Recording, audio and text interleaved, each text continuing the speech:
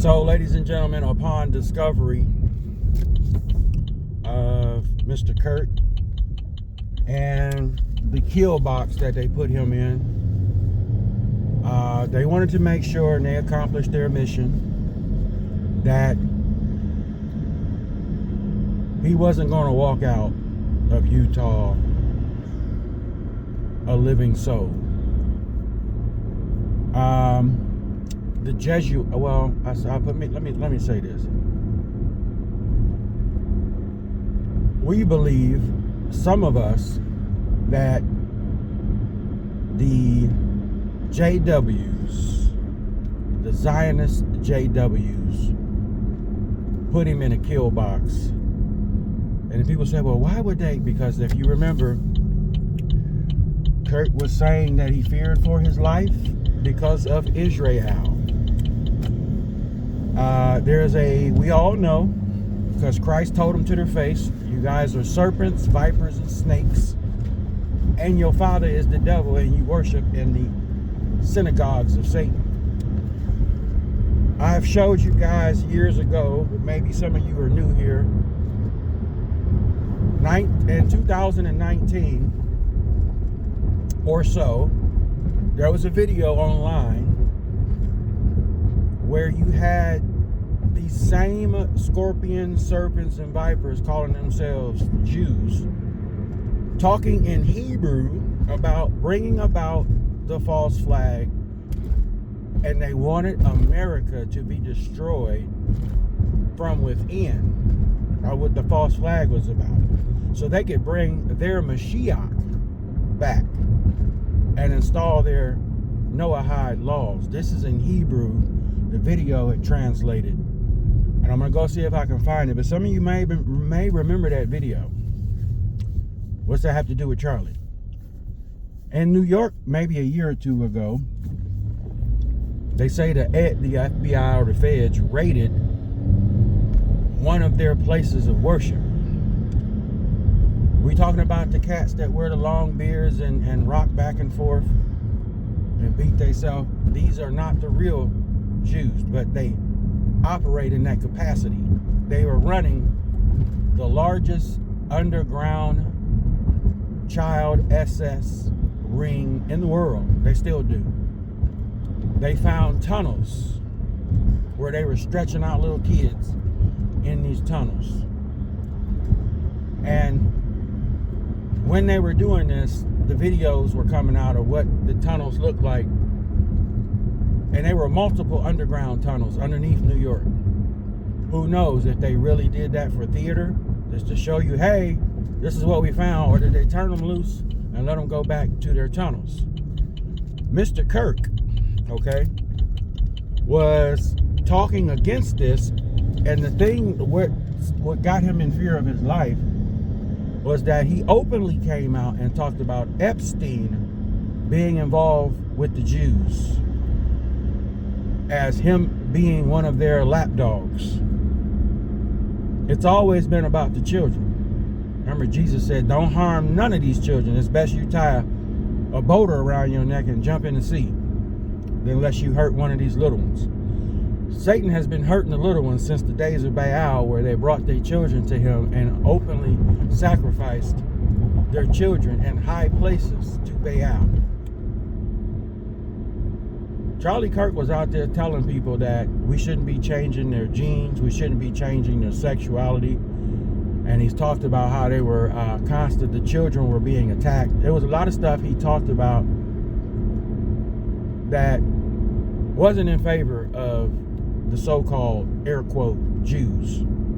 He was exposing them. And he said as much when he said he feared for his life. That's the most powerful gang in the world, as folks say today. Is that Zionist, dirty JWs. They moved out of New York 1 week before the towers came down. How would you know to leave the area if you wasn't already involved, or you had a heads up, you had a plug on some info?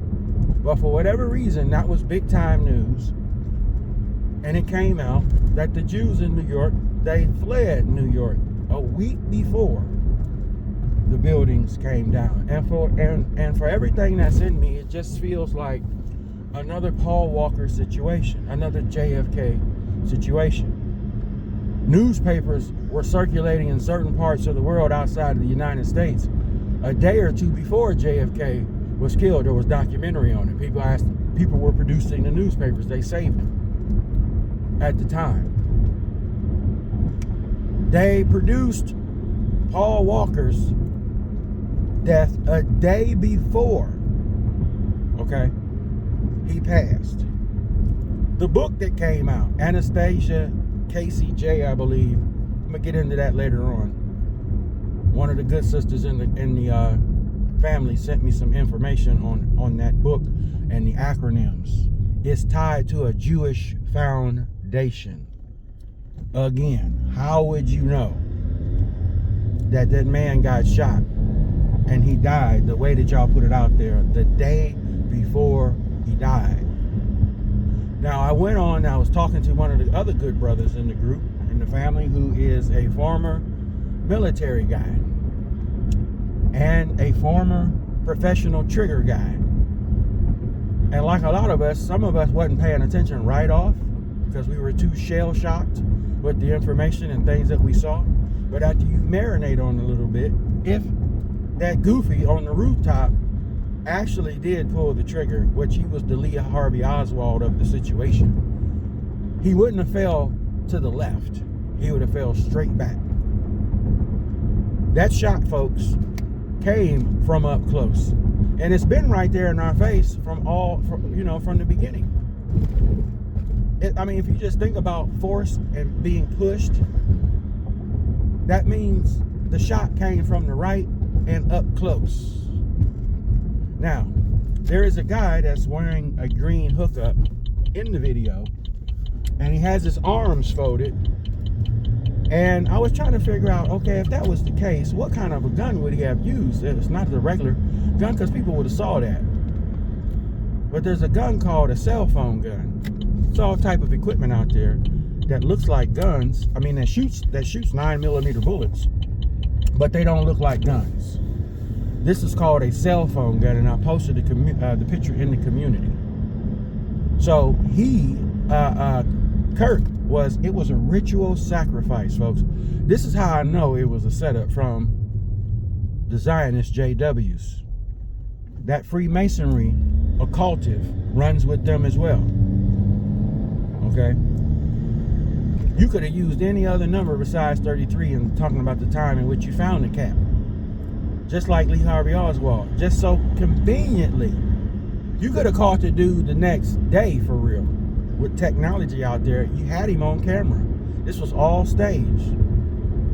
The fallout was staged. They knew that they were going in to pack this guy up. And they packed him up in front of his family and his children. And the ignorance of people out here, especially folks that I rubbed shoulders with, laughed at this and said the world is better off. We don't need him. He leaned to the left. I'm glad he gone. I would have did it. These same people say, if I'd have had my finger on the trigger, I wouldn't have missed Trump.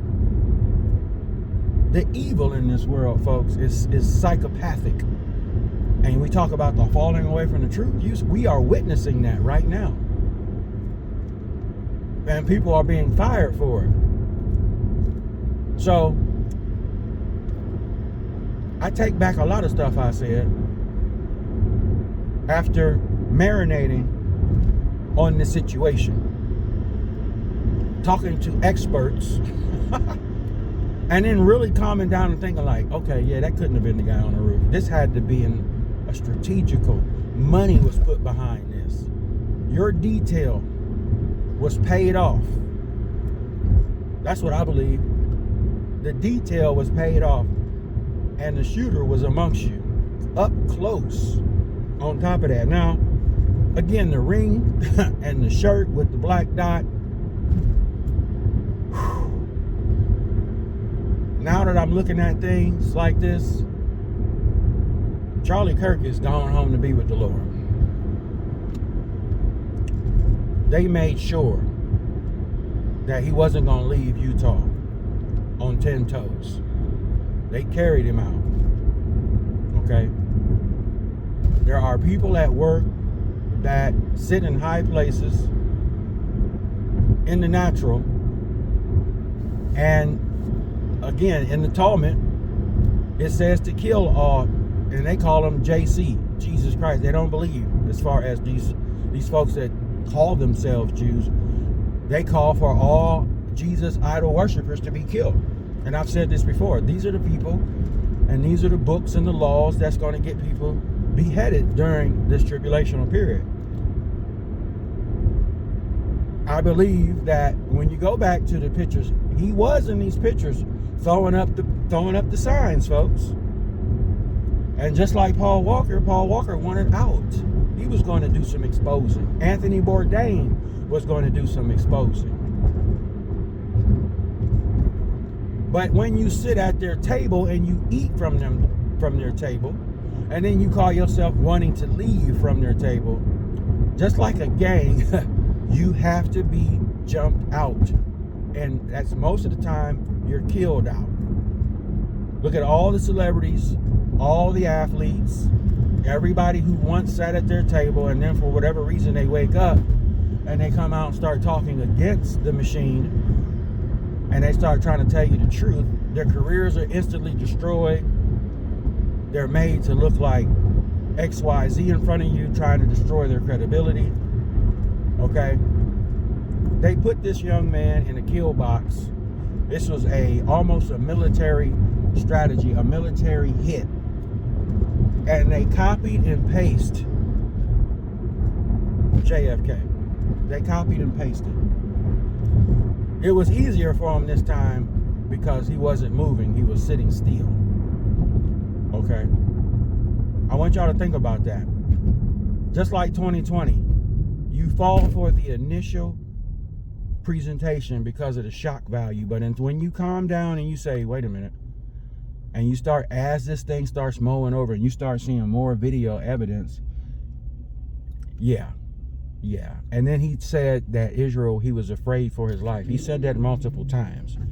It was because of the work he was doing and what he was speaking. I don't even believe it had to do with nothing with Gaza, folks. When he opened up his mouth and put Epstein in it and Israel in it at the same time, that did him in. That did him in.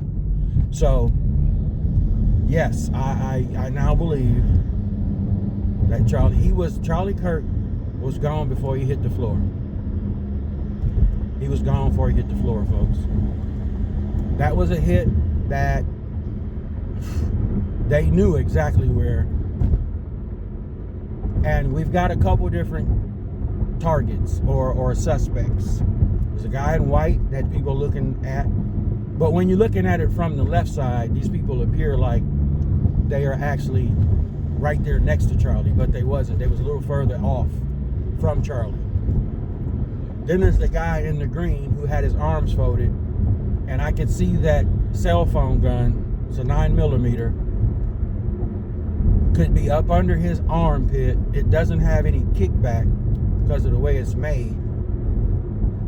And you sent professionals in. There's other people running through the crowd. There's another cat running through the crowd with a 9mm in his hand.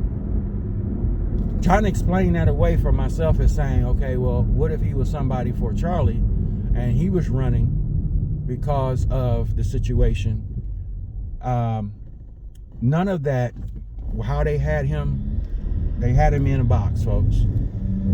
I do believe, just like JFK, there were multiple goofies in attendance.